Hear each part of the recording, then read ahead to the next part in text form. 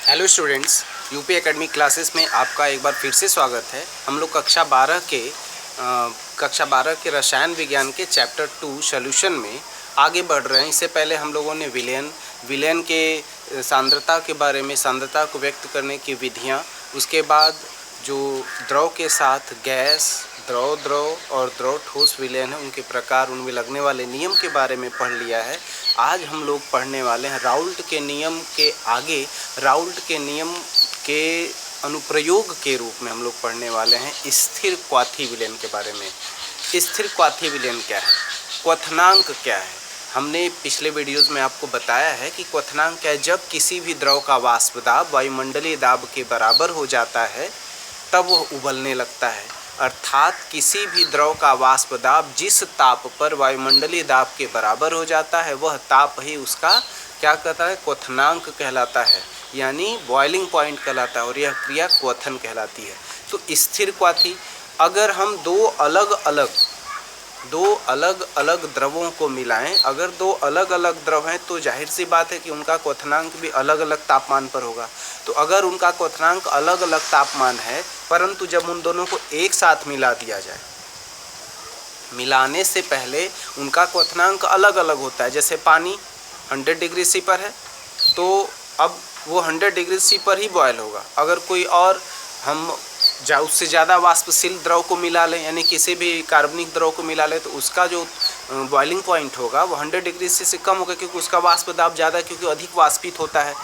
तो अब ऐसे दो द्रव मिला लिए जाएं जिनका वाष्प दाब अलग अलग हो, वाष्पन की क्रिया अलग अलग हो और उनका बॉइलिंग पॉइंट अलग अलग हो, लेकिन उनको एक ऐसे निश्चित अनुपात में मिलाया जाए कि उस अनुपात में मिलाने के बाद दोनों अपने अपने क्वथनांक बिंदु पर बॉयल नहीं हो, बल्कि वे दोनों एक साथ किसी अन्य जो है बॉइलिंग पॉइंट पर बॉयल होने लगते हैं। तब इस प्रकार के विलयन को बोलते हैं स्थिर क्वाथी। स्थिर मतलब स्थिर, रुका हुआ या निश्चित, और क्वाथी मतलब कि क्वथन की क्रिया, यानी निश्चित ताप पर जो वे दोनों अपने जो है वास्तविक क्वथनांक को छोड़ करके दोनों के दोनों द्रव एक अन्य जो है तापमान पर उबलने लगते हैं और स्थिर तापमान पर उबलने लगते हैं। इस तरह के विलयन को स्थिर क्वाथी कहते हैं। अब स्थिर क्वाथी को समझने के लिए आपको राउल्ट का नियम पूरी तरह से आना चाहिए। इसके लिए आपको पीछे का वीडियो अच्छे से कंठस्थ कर लेना चाहिए। तो आइए देखते हैं स्थिर क्वाथी एजियोट्रॉप। जब दो भिन्न क्वथनांक के द्रवों को एक ऐसे अनुपात में मिलाएं कि दोनों द्रवों का क्वथन एक साथ एक निश्चित ताप पर होने लगे। देखिए, जब दो भिन्न क्वथनांक के द्रवों को ऐसे अनुपात में मिलाएं कि दोनों द्रवों का क्वथन एक साथ एक निश्चित ताप पर होने लगे, तब इस विलयन को स्थिर क्वाथी कहते हैं। ये पॉइंट नोट करने की है।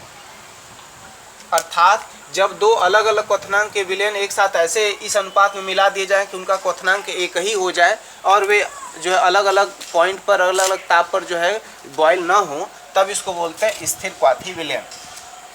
स्थिर क्वाथी विलयन का क्या कारण है? ऐसे द्रव जिनके वाष्प अवस्था में संगठन एक समान हो वे ही स्थिर क्वाथी विलयन बनाते हैं। अर्थात वे द्रव अवस्था में उनका संगठन या उनका अणु संरचना जैसे भी हो, परंतु जब वे वाष्प अवस्था में आए तब दोनों का जो आणविक संरचना है वो एक जैसा संगठन हो जाए, तब वे दोनों मिलकर के स्थिर क्वाथी विलयन बना सकते हैं। अगला पॉइंट है कि इस विलयन को प्रभाजी आसवन से अलग नहीं किया। बिल्कुल, अब जब उनको एक निश्चित अनुपात में मिला दिया जाएगा और दोनों एक ही बॉइलिंग पॉइंट पर बॉयल होने लगेंगे, उबलने लगेंगे, तब उनको प्रभाजी आसवन से हम अलग नहीं कर पाएंगे। प्रभाजी आसवन क्या होता है? जब यहाँ पर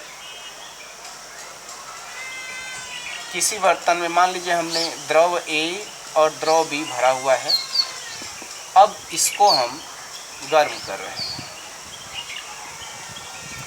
जब इसको हम गर्म कर रहे हैं तो A और B दो अलग अलग द्रव है, दोनों का तापमान अलग अलग होगा। बॉइलिंग पॉइंट, जिसका बॉइलिंग पॉइंट कम होगा वह गर्म होते होते जब उस पॉइंट पर, उस ताप पर इस विलयन का ताप पहुंचेगा तो वह वाष्प के रूप में बाहर निकलने लगेगा।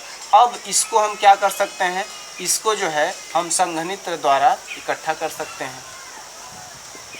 संघनित्र द्वारा इकट्ठा कर लेंगे तो वह द्रव अलग हो जाएगा, और जब यह पूरा का पूरा द्रव निकल जाएगा तब और ताप बढ़ाएंगे। ताप बढ़ाने पर जब इसका बॉइलिंग पॉइंट आएगा तब वह उबल करके वाष्प के रूप में अलग हो जाए। यही जो है प्रभाजी आसवन होता है।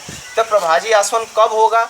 जब दो या दो से अधिक द्रव आपस में मिले हुए हों और उनका क्वथनांक अलग अलग हो तब ऐसा होगा। परंतु यहाँ पर क्या कहा जा रहा है कि जब दोनों द्रव आपस में मिल जाएंगे तब दोनों का क्वथनांक एक ही बिंदु हो जाएगा, अर्थात इनको प्रभाजी आसवन से अलग नहीं किया जा सकता है। तीसरा पॉइंट देखिए, ये यानी स्थिर क्वाथी दो प्रकार के होते हैं, न्यूनतम स्थिर क्वाथी और अधिकतम स्थिर क्वाथी। न्यूनतम स्थिर क्वाथी और अधिकतम स्थिर क्वाथी, इन दोनों को समझने के लिए आपको राउल्ट का नियम बहुत अच्छे से आना चाहिए। और मैं आपसे ये रिक्वेस्ट कर रहा हूँ कि अगर आप पिछला वीडियो नहीं देखें तो पिछला वीडियो देख करके कंठस्थ कर लीजिए, उसके बाद इस पॉइंट को समझिए, आपको बहुत अच्छे से समझ में आएगा।